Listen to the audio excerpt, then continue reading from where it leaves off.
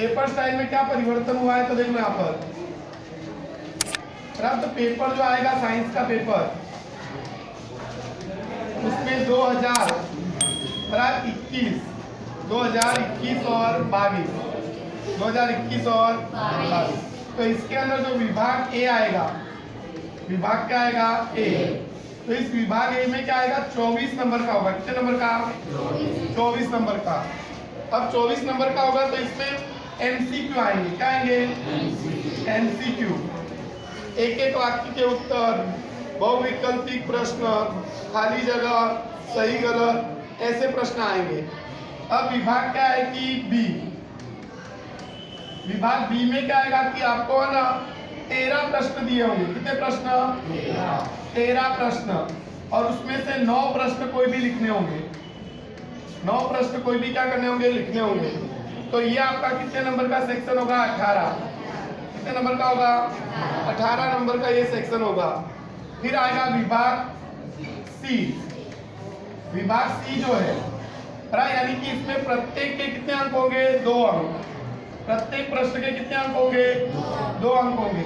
और यहाँ पर विभाग सी में आपको कितने प्रश्न दिए होंगे? तो 9 प्रश्न। कितने प्रश्न होंगे? और लिखने होंगे 6 प्रश्न।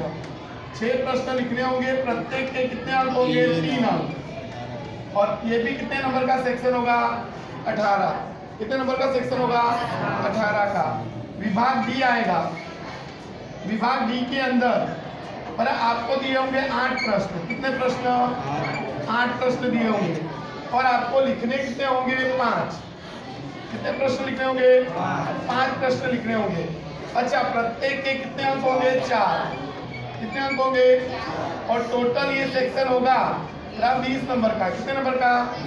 और इस प्रकार से आपका देखो तो टोटल पेपर हो जाएगा 80 नंबर का। कितने नंबर का? 80 नंबर का। देखो 4 और 8 12, 12 और 8 20, 20 और 0 समझ में आ गया? 2 लगा सिर्फ, 2 2 4, 4 1 5 6, 6 और 2 8, 80 नंबर का पेपर आएगा। यहाँ पर हमको सबसे अच्छी बात यह है कि यहाँ पर 13 में से कोई भी 9 लिखने हैं। यानी हमारे पास कितने प्रश्नों की चॉइस है? 4 प्रश्नों की चॉइस है जो हम नहीं लिख पाएंगे, बराबर। तो हम उसमें से जो हमको 9 अच्छे आते होंगे वो लिखेंगे। यहाँ पर हमारे पास कितने प्रश्न की चॉइस रहेगी? 3। कि 3 हमको, बराबर। 9 में से कितने लिखने हैं? 6। यहाँ पर हमको 8 में से कितने लिखने हैं? 5। सबसे ज्यादा फायदा यहाँ पर है, हमको कोई भी 5 आता होगा तो 8 में से कोई भी 5 तो हमको सरलता से आएगा। तो ये पेपर स्टाइल कैसे हो गई है? सरल। आप ज्यादा से ज्यादा नंबर ला सकते हो। आज हमको जो पाठ चलाना है वो चैप्टर नंबर 9। क्या है? Chapter number 9। तो देखो यहाँ पर चैप्टर नंबर 9, चैप्टर नंबर 9 का नाम है आनुवंशिकता। आनुवंशिकता और उद्व विकास। और उद्व विकास, आनुवंशिकता और उद्व विकास, अथवा तो आनुवंशिकता और उत्क्रांति भी बोलते हैं। उद्व विकास को क्या बोलते हैं? उत्क्रांति। और सबसे पहले पढ़ेंगे हम आनुवंशिकता के बारे में। किसके बारे में? आनुवंशिकता के बारे में। तो आनुवंशिकता किसे कहते हैं? तो पितृ पीढ़ी में से संतति में लक्षणों के स्थानांतरण की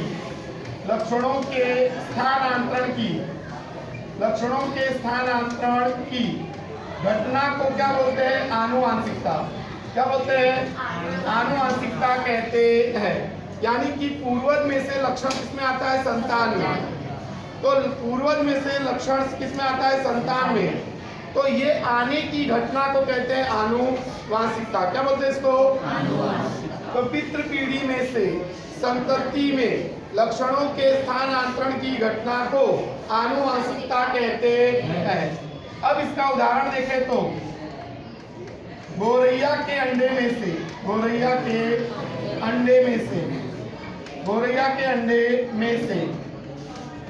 का बच्चा जन्म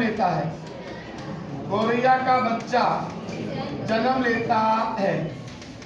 यानी पूर्वज के लक्षण किसमें आए? संतान में। ऐसा नहीं होगा कि गौरैया के अंडे में से कौवा या कोयल बन जाए, ऐसा होगा नहीं। गौरैया के अंडे में से क्या बनेगा? गौरैया। यानी कि पूर्वज के लक्षण किसमें आएंगे? संतान में। किसमें आएगा? तो लक्षणों के उतरने की घटना को हम बोलते हैं आनुवांशिकता। क्या बोलते हैं? आनुवांशिकता। दूसरा क्या आता है कि आम की गुठली में से, आम की गुठली में से आम का पौधा बनता है। आम का क्या बनता है? तो आम का पौधा बनता है। तो आम का क्या बनेगा? पौधा। तो इसका मतलब ये हुआ कि आप जमीन के अंदर आम की गुठली बोओगे तो उसमें से अमरूद बनेगा नहीं। क्या बनेगा? आम का पौधा बनता है। नंबर 3 मानव स्त्री बच्चे को जन्म देती है। बच्चे को क्या करती है? जन्म देती है। तो ये सब क्या है? आनुवांशिकता। यानी पूर्वज के लक्षण किसमें आते हैं? संतान में। तो लक्षणों के उतरने की घटना को हम क्या बोलते हैं? आनुवांशिकता। क्या बोलते हैं? अगला प्रश्न ऐसा है कि लक्षण किस तरह अभिव्यक्त होते हैं? किस तरह अभिव्यक्त होते हैं? यानी लक्षण किस तरह उतरते हैं? तो क्या होता है? कोशिका है। ये क्या है? कोशिका। तो ये कोशिका है और ये कोशिका का क्या है? केंद्रक। कोशिका का क्या है? केंद्रक है। ये क्या है? कोशिका। ये कोशिका का क्या है? केंद्रक। अब कोशिका के केंद्रक में क्या होता है? गुणसूत्र। क्या होता है? गुणसूत्र होता है। ये कोशिका का जो केंद्रक है उस केंद्रक के अंदर क्या होता है? गुणसूत्र। क्या होता है? और इस गुणसूत्र पर क्या होता है? डीएनए। क्या होता है? डीएनए। डीएनए को बोलते हैं डीऑक्सीरिबोन्यूक्लिक एसिड। डीएनए का पूरा नाम है डी से डीऑक्सी और एन से न्यूक्लिक और ए से एसिड। तो आपको लिखने का कि कोशिका के डीएनए में, कोशिका के डीएनए में प्रोटीन संश्लेषण की सूचना होती है। प्रोटीन संश्लेषण की क्या होती है? सूचना। यानी प्रोटीन बनाने की क्या होती है? सूचना। तो कोशिका के डीएनए में प्रोटीन संश्लेषण की क्या होती है? सूचना। यानी कि डीएनए के अंदर प्रोटीन बनाने की क्या होती है? सूचना। अब डीएनए के जिस भाग में प्रोटीन संश्लेषण की क्या होती है? सूचना, उस भाग को क्या बोलते हैं? जीन। क्या बोलते हैं? पर डीएनए के जिस भाग में प्रोटीन संश्लेषण की क्या होती है? सूचना, उस भाग को क्या बोलते हैं? जीन कहते हैं। क्या बोलते हैं उसको? जीन कहते हैं। तो जीन क्या है? तो जीन डीएनए के छोटे छोटे टुकड़े, छोटे छोटे क्या है? टुकड़े हैं। या तो क्या है? खंड है। छोटे छोटे टुकड़े या क्या है? खंड हैं। तो आपको याद रखने का कि डीएनए के जिस भाग में प्रोटीन संश्लेषण की क्या होती है? सूचना, उस भाग को क्या बोलते हैं? जीन। जीन क्या है? तो डीएनए के छोटे छोटे टुकड़े या क्या है? खंड है। अब क्या होता है कि प्रत्येक जीन एक विशिष्ट प्रकार का प्रोटीन बनाता है। विशिष्ट प्रकार का क्या बनाता है? प्रोटीन बनाता है। प्रत्येक जीन एक विशिष्ट प्रकार का क्या बनाता है? प्रोटीन।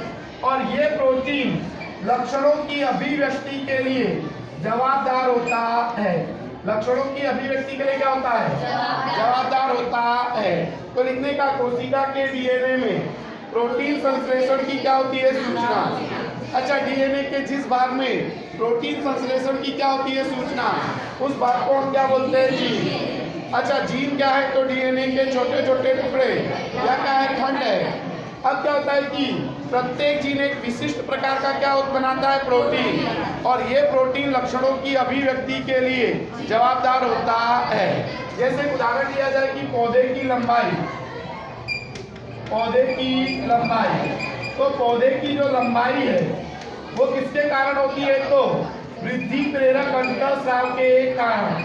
वृद्धि प्रेरक अंतःस्राव के कारण होती है। किसके कारण होती है? वृद्धि प्रेरक अंतःस्राव के कारण होती है।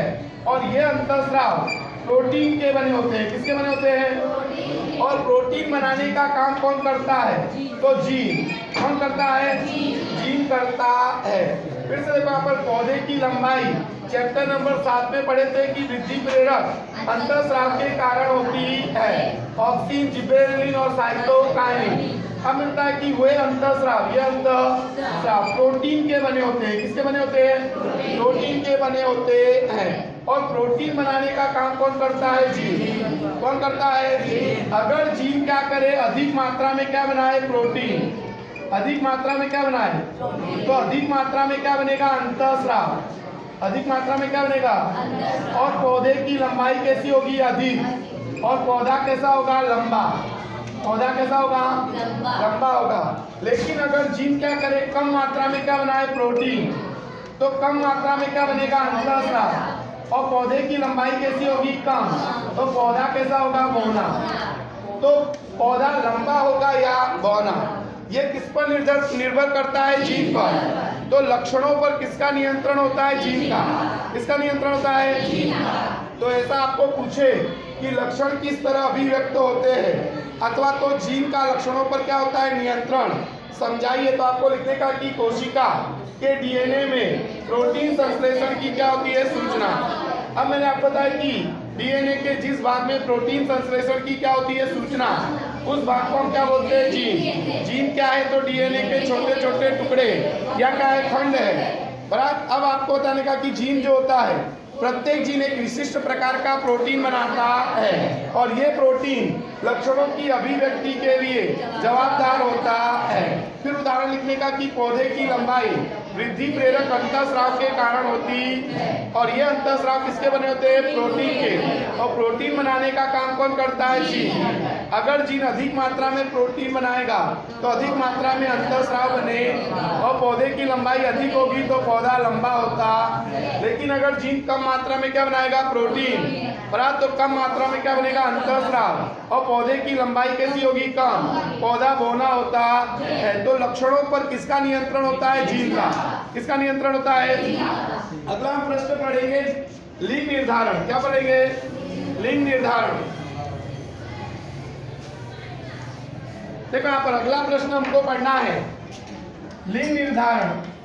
बहुत मोस्ट आईएमपी प्रश्न है। लिंग निर्धारण को लिंग निश्चयन भी बोलते हैं। क्या बोलते हैं इसको? लिंग निश्चयन। तो देखो यहाँ पर लिंग निश्चयन में क्या होता है? जब लैंगिक जनन होता है, क्या होता है? लैंगिक जनन। लैंगिक जनन यानी क्या होता है कि नर का नर युग्मक, नर का नर युग्मक, नर का नर युग्मक और मादा का मादा युग्मक, नर का नर युग्मक और मादा का मादा युग्मक। नर युग्मक का मतलब होता है नर जनन कोष, नर जनन कोष, और मादा का मादा युग्मक यानी कि मादा जनन कोष। तो इन दोनों के बीच में क्या होता है? फलन। क्या होता है?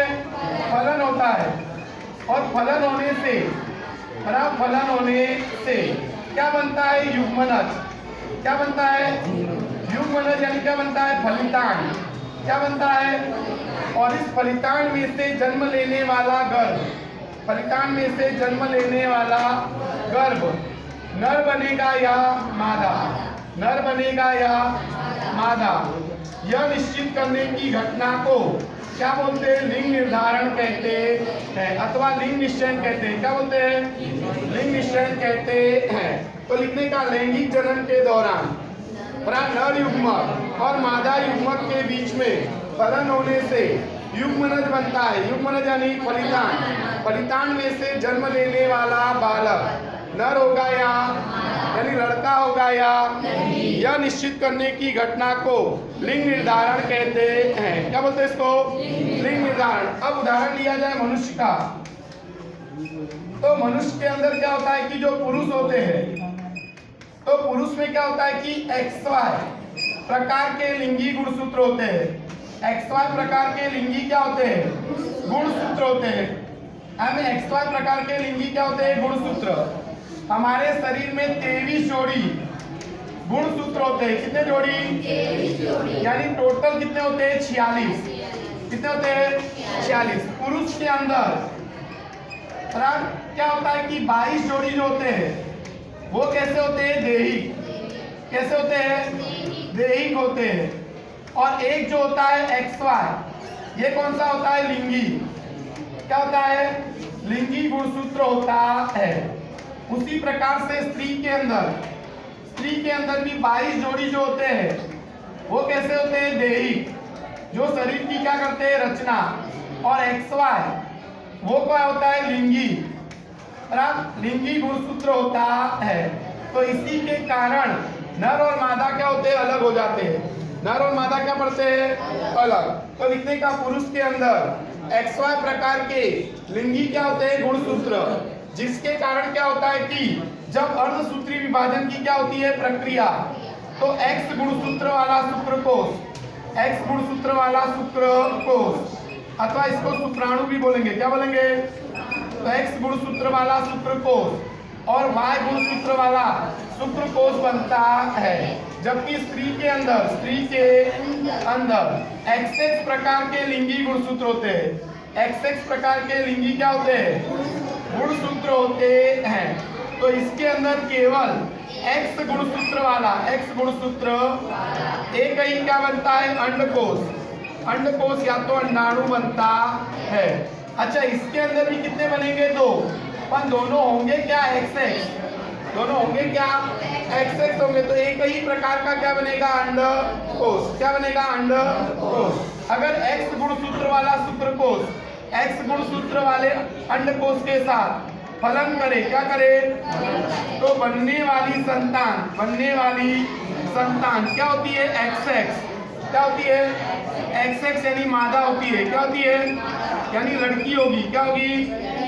अगर Y गुणसूत्र वाला शुक्रकोश X गुणसूत्र वाले अंडकोश के साथ क्या करे? फलन। क्या करे? तो बनने वाली संतान नर होती है, यानी लड़का होता है। तो इस प्रकार से लड़का होगा या लड़की, ये निश्चित करने की घटना को लिंग निर्धारण कहते हैं। क्या बोलते हैं इसको? लैंगिक जनन के दौरान नर युग्मक और मादा युग्मक के बीच में फलन होने से क्या होने से? फलितांड बनता है। क्या बनता है? फलितांड में से बनने वाला गर्भ नर बनेगा या, यह निश्चित करने की घटना को लिंग निर्धारण कहते हैं। अब लिखेगा कि मनुष्य में जो पुरुष होते हैं उसके अंदर XY प्रकार के लिंगी क्या होते हैं? गुणसूत्र, जिसके कारण X गुणसूत्र वाला शुक्रकोश 50% X गुणसूत्र वाला शुक्रकोश और 50% Y गुणसूत्र वाला शुक्रकोश बनता। जबकि स्त्री के अंदर XX प्रकार के लिंगी गुणसूत्र होते हैं, जिससे केवल X गुणसूत्र वाला एक ही क्या बनता है? अंडकोश। X गुणसूत्र वाला शुक्रकोश X गुणसूत्र वाले अंडकोश के साथ क्या करे? फलन। तो बनने वाली संतान क्या होती है? XX यानी मादा यानी लड़की होती है। लेकिन Y गुणसूत्र वाला शुक्रकोश X गुणसूत्र वाले अंडकोश के साथ क्या करे? फलन करे तो बनने वाली संतान XY होती है, यानी नर यानी लड़का होता है। इस प्रकार लड़का होगा या, यह निश्चित करने की घटना को लिंग निर्धारण कहते हैं। और जब भी क्या होता है कि हम कभी कभी देखते होंगे सोनोग्राफी कराते हैं, है ना, और उससे पता चलता है लड़का होगा या लड़की, तो वो खाली ये देखते हैं कि पुरुष का कौन सा शुक्रकोश जुड़ा है। अगर X वाला जुड़ा है तो बता देंगे कि क्या होगा? लड़की होगी। अगर Y वाला जुड़ा है तो बता देंगे लड़का होगा। तो उसी से पता चलता है कि लड़का होगा या लड़की।